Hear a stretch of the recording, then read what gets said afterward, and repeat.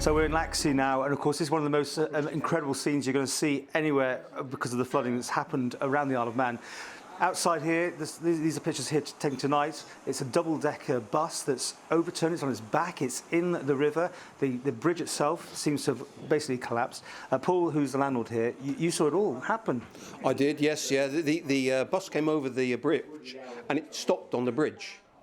And next time I looked, the back end of the bus had dropped down a bit, but the front wheel was actually off the road.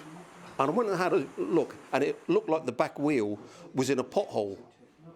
And I went up and had a look a bit closer, and I could see the water underneath it. And I went to the bus driver, and I told him to get out from the bus. So you were the one that raised the alarm to him? I told him to get out from the bus. He thought that he had a flat tyre on the back there. And he'd stopped on the bridge, had he? He stopped on the bridge. He stopped, yeah. There was a bit of a bottleneck here, yeah, with because there was a bus coming down Menorca and had an altercation with some a building and a scaffolding, yeah, and they couldn't move the bus. And people was told to come down here and catch a bus outside the shore. And this bus, I believe, came along the Glen Road and came over the bridge. And maybe there was some traffic here and he had to stop on the bridge. But that was when the back end of the bus dropped down and he thought that he just had a puncture. Now, there was a lot of school children on board, weren't there? There was no nobody was on board. No one was on board. No, it was a school bus, but it was empty. It was a school bus, but it was empty. There was no one on board at all, apart from the driver. Yeah. So how quickly did it all develop? I mean, did you see it all happen? Yeah, it was probably within about 10, 15 minutes after that.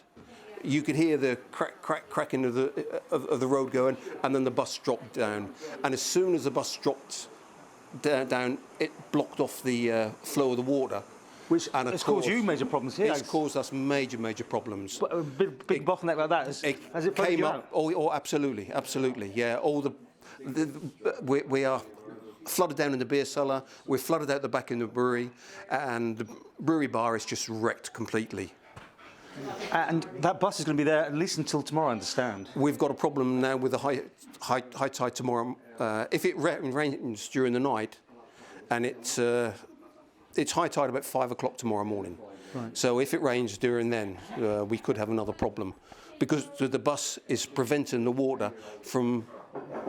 So, in fact, I know they're working on it now. If they can get it out tonight, it makes more sense, I guess. But it's not something you can just easily move. No, it's not, because right above the bus, you've got the power cables. Sure. So that's going to be a bit of a problem too. Now, for Laxey to have that bridge out, and it could be for months.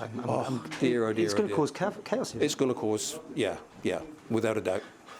Without a doubt. I don't know what the answer is, but it's going to have a big effect on us, and we probably can't brew now for a good few months, because all our pumps, all the refrigeration units, everything is just wrecked at the back there now.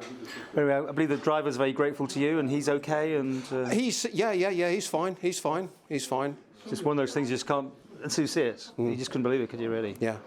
So wait and see now, and hope the rain doesn't come back. But you have a high tide anyway. Let's just wait and see what happens tomorrow morning. But it's not spring tides now. That's a good thing. But they've got to move the bus so the water can get